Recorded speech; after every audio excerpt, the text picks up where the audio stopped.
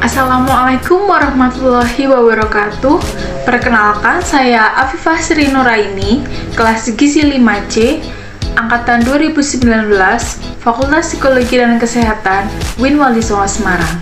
Kali ini kita akan berkenalan lebih jauh lagi tentang kolesterol. Pastinya teman-teman di sini juga tidak asing lagi dengan apa itu kolesterol. Kebanyakan orang berpikir atau mengaitkan kolesterol dengan beberapa hal, diantaranya adalah gemuk, lemak, makanan yang enak, dan sangat berbahaya. Lalu apakah pernyataan atau pikiran itu selalu benar? Jadi, terdapat beberapa masyarakat yang menganggap bahwa kolesterol itu sangat berbahaya, bahkan sangat ditakuti di dalam kehidupannya. Tapi apakah benar bahwa kolesterol itu selalu berkaitan dengan hal yang berbahaya? Jawabannya adalah tidak. Faktanya, tubuh kita sendiri pun memproduksi 80% kolesterol di dalam hati. Sementara 20% yang lainnya itu berasal dari makanan. Hal ini membuktikan bahwa tubuh kita sendiri itu sangat membutuhkan kolesterol. Dengan kata lain, kolesterol ini juga sama pentingnya dengan zat gizi yang lain, yaitu seperti protein, lemak, karbohidrat, vitamin, dan mineral, yang dimana kolesterol ini pasti memiliki fungsi tertentu yang dibutuhkan oleh tubuh kita. Sehingga apabila masyarakat itu berpikiran untuk menghindari kolesterol, maka itu tidak bisa. Karena di dalam sel-sel tubuh kita pun pasti mengandung kolesterol. Sekarang kita bertanya-tanya, sebenarnya sepenting apa sih kolesterol itu di dalam tubuh kita? Jadi, terdapat 3 fungsi utama kolesterol di dalam tubuh kita. Yang pertama adalah membantu membuat lapisan dinding sel. Kedua adalah membuat asam empedu, di mana asam empedu ini sangat dibutuhkan untuk menguraikan makanan di dalam usus kita. Yang ketiga adalah membantu kita dalam memproduksi vitamin D dan hormon, terutama hormon testosteron pada laki-laki dan hormon estrogen pada wanita.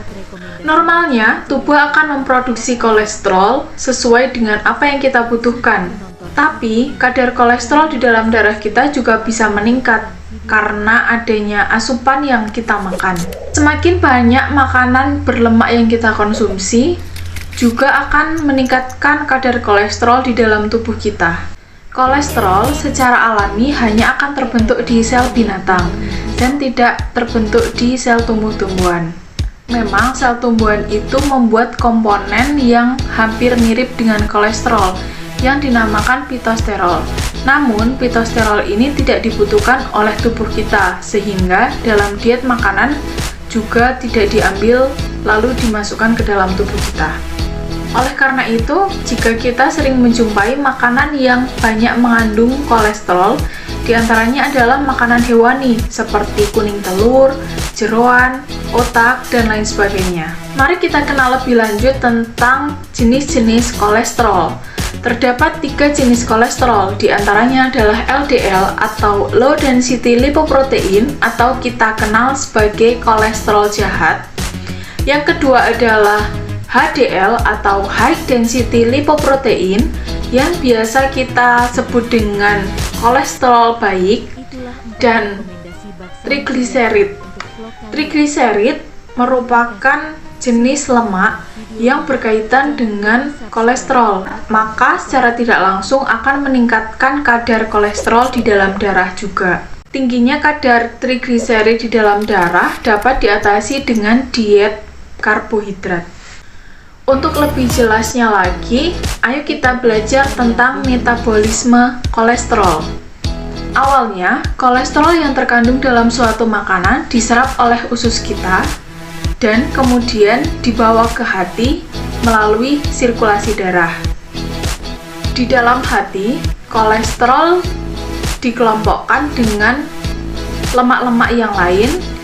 Kemudian di dalam hati, kolesterol dikelompokkan dengan komponen-komponen lemak yang lain sehingga menjadi partikel lipoprotein dengan densitas yang sangat rendah atau biasa disebut VLDL. very low density lipoprotein. VLDL ini akan diedarkan ke organ-organ yang membutuhkan melalui sirkulasi darah. Nah, dalam perjalanannya ke organ-organ lain ini, VLDL oleh otot dan juga jaringan adiposa dipecah trigliseridnya menjadi LDL atau low density lipoprotein. LDL ini akan diserap oleh sel perifel di dalam tubuh sehingga kolesterol dapat menjalankan fungsinya. Nah, apabila suatu organ ini kelebihan kolesterol, maka kolesterol akan dikembalikan ke hati dalam bentuk HDL atau high density lipoprotein. Kembalinya kolesterol yang sudah tidak digunakan lagi ke hati ini disebut reverse cholesterol transport. Sebenarnya, LDL atau low density lipoprotein merupakan kolesterol utama yang digunakan dalam sirkulasi darah menuju ke organ-organ. Adanya kadar LDL yang tinggi di dalam darah dapat menyebabkan plak-plak di dinding sel, sehingga bisa berpotensi untuk menyebabkan penyakit kardiovaskuler seperti jantung dan stroke. Sementara HDL merupakan kolesterol yang baik karena dapat mengangkut sisa-sisa atau plak-plak yang tertinggal di dalam atau di sepanjang sirkulasi darah. Jadi di dalam sebuah studi, 4 dari 5 orang terbukti memiliki kadar kolesterol yang tinggi. Tetapi, 4 orang tersebut mengaku bahwa tidak ada gejala yang signifikan.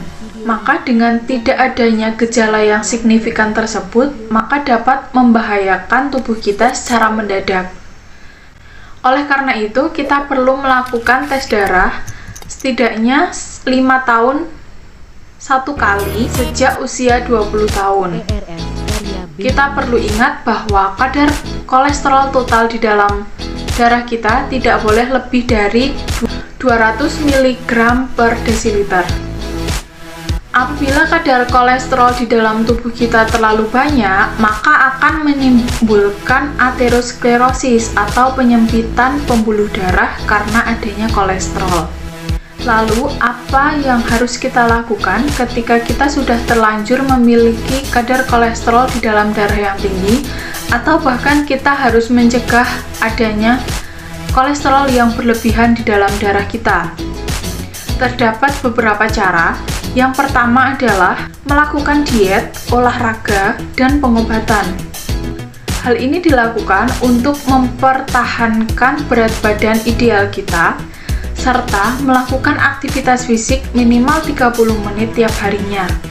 Yang kedua adalah mengonsumsi makanan yang kaya akan vitamin dan mineral, seperti buah dan sayur, serta sumber serat yang lainnya. Terutama ketika kita mengonsumsi buah, jangan terlalu mengupas terlalu dalam, karena beberapa buah mengandung vitamin dan mineral yang banyak terdapat di kulitnya, seperti pir, jambu biji, apel. Itu merupakan buah-buah yang mengandung vitamin dan mineral di dalam kulitnya, sehingga buah-buah tersebut dianjurkan untuk makan bersama kulitnya. Cara yang ketiga adalah memperhatikan cara pengolahan dan penyajian bahan makanan. Hal ini bertujuan untuk menjaga zat gizi yang terkandung dalam suatu bahan makanan sehingga tidak rusak atau berkurang. Hal yang perlu diperhatikan ketika kita melakukan atau menyajikan makanan untuk orang yang memiliki kolesterol yang tinggi, yaitu cara mengolahnya tidak boleh digoreng, serta prinsipnya itu tidak boleh menggunakan bahan lemak yang terlalu tinggi. Cara yang keempat adalah penderita kolesterol tidak boleh mengonsumsi makanan yang memiliki lemak jenuh dan berkalori tinggi. Selain itu juga menghindari makanan yang rendah kalori dan tinggi kolesterol. Sangat penting bagi kita untuk mengetahui bahan makanan apa saja yang mengandung kolesterol. Jadi terdapat beberapa jenis kolesterol dalam makanan. Yang pertama adalah bahan makanan yang mengandung kolesterol yang rendah. Di antaranya adalah putih telur, teripang, ikan air tawar, daging kelinci, daging bebek atau daging ayam tanpa kulit.